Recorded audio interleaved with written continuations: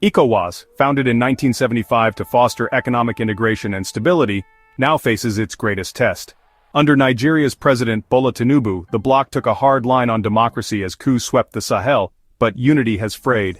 Key member states have departed, threatening decades of progress and the vision of a united West Africa. As Sierra Leone's President Julius Maada Bio takes over, the region wonders if new leadership can heal divisions and restore ECOWAS's credibility. The stakes are high. How ECOWAS responds now will shape the future of West Africa. President Bola Ahmed Tinubu stepped into his role as ECOWAS chairman at a particularly turbulent time. His leadership was immediately put to the test as the region grappled with a series of complex challenges, demanding decisive action and strategic vision. The weight of regional stability rested in part on his shoulders as he assumed this critical position.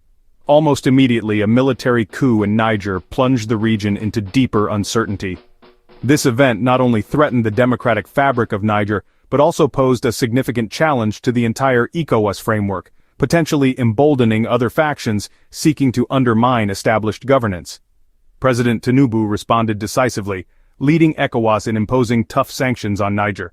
These measures were designed to pressure the coup leaders to relinquish power and restore constitutional order, demonstrating a firm stance against the forceful overthrow of democratically elected governments.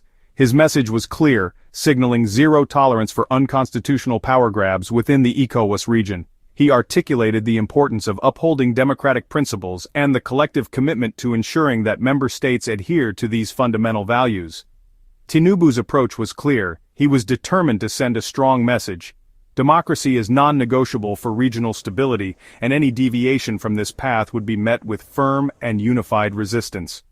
He emphasized that the strength and prosperity of West Africa depended on the unwavering commitment to democratic governance and the rule of law. Yet the imposed sanctions, while intended to promote democracy, inadvertently hardened the resolve of the military regimes in Niger and surrounding nations. They fostered a sense of defiance and resistance to external pressure, making diplomatic solutions more challenging to achieve. This, in turn, pushed them further from ECOWAS, creating a deeper rift within the regional bloc and complicating efforts to address shared challenges through collaborative means. The isolation threatened to undermine the very foundation of regional cooperation. Recognizing the limitations of a purely punitive approach, Tinubu adapted. He strategically shifted from punitive measures to dialogue, seeking to engage with the dissenting states through diplomatic channels and find common ground for resolution. This pivot towards negotiation reflected a pragmatic understanding of the complexities involved. His diplomatic efforts were instrumental in helping ensure a peaceful and democratic election in Senegal, averting potential instability and reinforcing the importance of democratic processes in the region. This success highlighted the effectiveness of proactive engagement and diplomatic intervention. His tenure demonstrated that upholding democracy sometimes requires a delicate balance of both firm pressure and patient diplomacy, recognizing that each situation demands a tailored approach.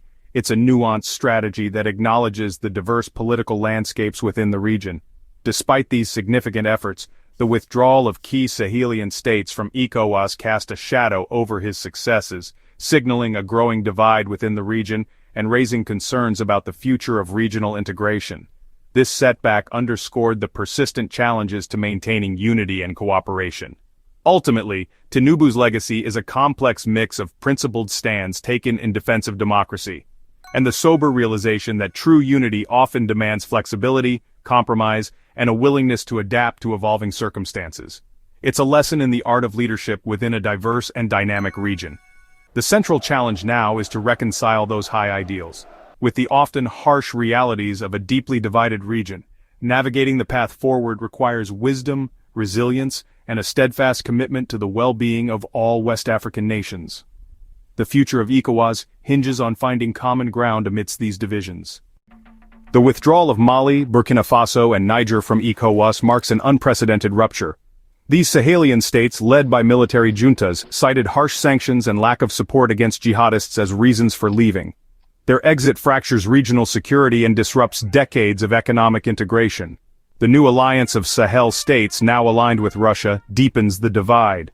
For millions, the dream of a borderless West Africa is replaced by new barriers and uncertainty.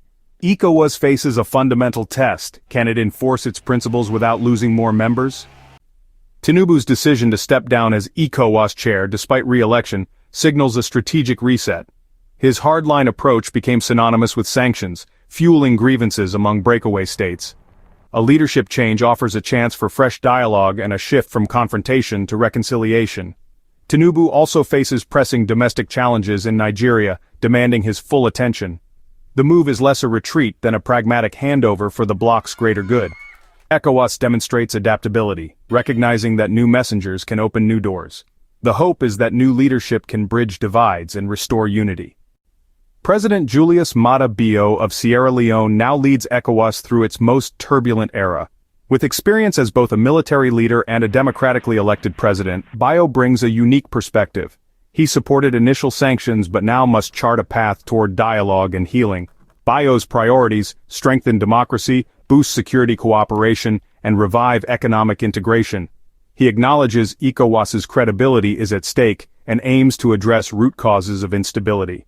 Balancing Sierra Leone's domestic challenges with regional leadership will test his statesmanship. West Africa looks to Bio to unify and steer the bloc away from fragmentation. President Bio's vision for ECOWAS is ambitious and far-reaching, aiming to revitalize the organization and restore its credibility on the international stage. His leadership is seen as a crucial element in navigating the complex challenges facing West Africa today. He understands that a strong, unified ECOWAS is essential for regional stability and prosperity, is built on 4 pillars. These are the cornerstones upon which he believes a stronger ECOWAS can be constructed: democracy, ensuring free and fair elections, and promoting good governance across member states. This includes supporting democratic transitions and mediating political disputes, security, strengthening regional security mechanisms to combat terrorism, transnational crime, and other threats to peace and stability. This involves enhanced cooperation among member states' security forces, economic integration, fostering deeper economic ties through trade liberalization, investment promotion, and infrastructure development. The goal is to create a common market that benefits all member states, and institutional credibility. This means reforming ECOWAS institutions to make them more efficient, transparent, and accountable to the citizens they serve.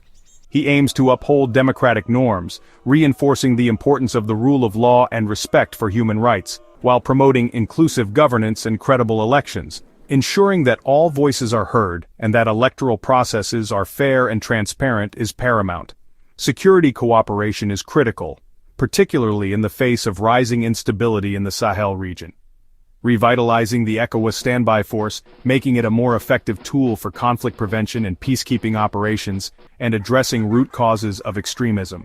This includes tackling poverty, inequality, and lack of opportunity, which can make communities vulnerable to radicalization. Economic integration remains central to fostering sustainable development and creating jobs for the region's growing population. With a focus on free trade, removing barriers to commerce, and promoting the movement of goods, services, and people across borders, and cross-border infrastructure, investing in roads, railways, and energy projects to connect member states and facilitate trade. Bio seeks to make ECOWAS membership visibly beneficial, demonstrating the tangible advantages of regional cooperation to ordinary citizens, especially for disaffected populations, addressing the needs of marginalized communities and ensuring that they benefit from ECOWAS initiatives.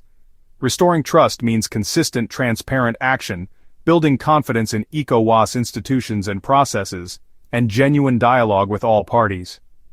Engaging with civil society, the private sector, and other stakeholders to ensure that ECOWAS policies are inclusive and responsive to the needs of the people. The challenge is significant given the current political and security landscape in West Africa. Re-engage Sahelian states who have become increasingly disillusioned with ECOWAS in recent years, and prove ECOWAS is more than a club of leaders. It must demonstrate its relevance to the lives of ordinary citizens. Success depends on rebuilding faith in ECOWAS's ability to deliver on its promises, in the bloc's mission and values. Only then can ECOWAS truly fulfill its potential as a force for peace, stability, and prosperity in West Africa. Political turmoil and division in ECOWAS have real, painful consequences for ordinary West Africans. Free movement and cross-border trade, lifelines for millions, are threatened by new barriers. Violence in the Sahel has displaced millions, destroyed livelihoods, and fueled a humanitarian crisis. Sanctions and border closures drive up prices and hurt the most vulnerable. Instability erodes social cohesion, breeds fear, and pushes youth toward extremism or crime. Regional cooperation on health, climate, and food security is harder than ever. The cost of division is measured in lost lives and shattered communities. The region's future depends on restoring unity and hope. As ECOWAS transitions into a new era, facing both internal and external pressures, the path ahead is complex and requires careful navigation.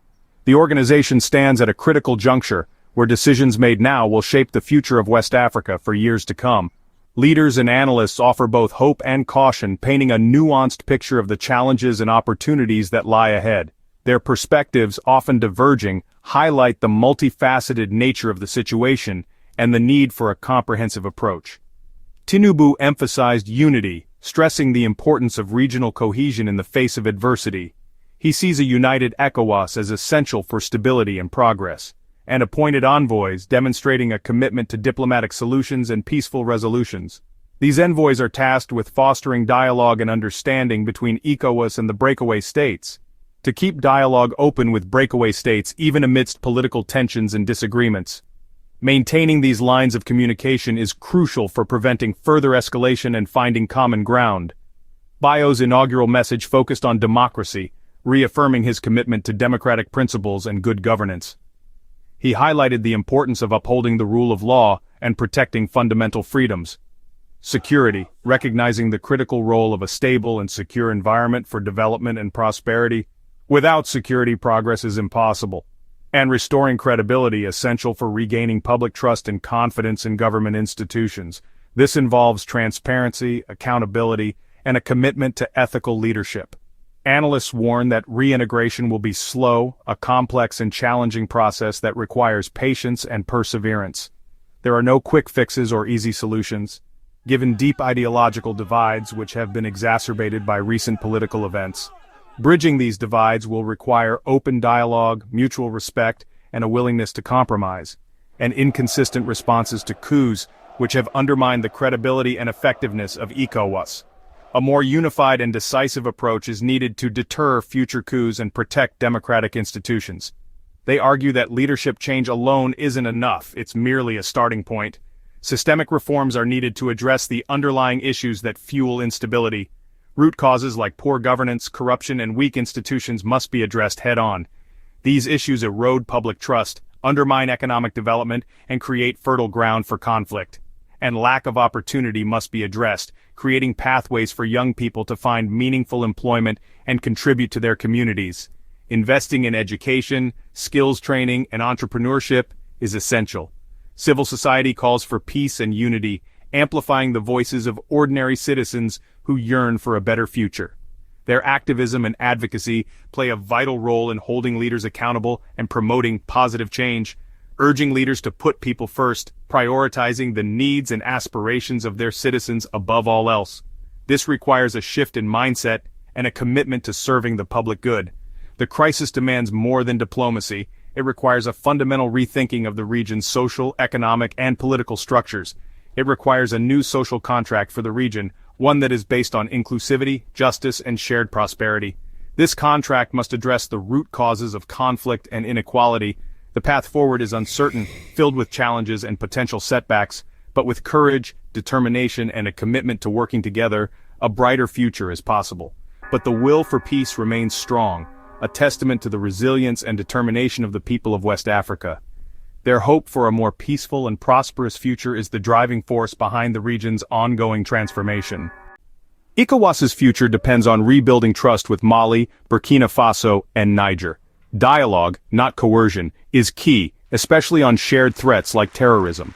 The bloc must show the tangible benefits of membership through economic integration and development. International partners should support, not dictate, West African solutions. A united ECOWAS is the best defense against instability and poverty.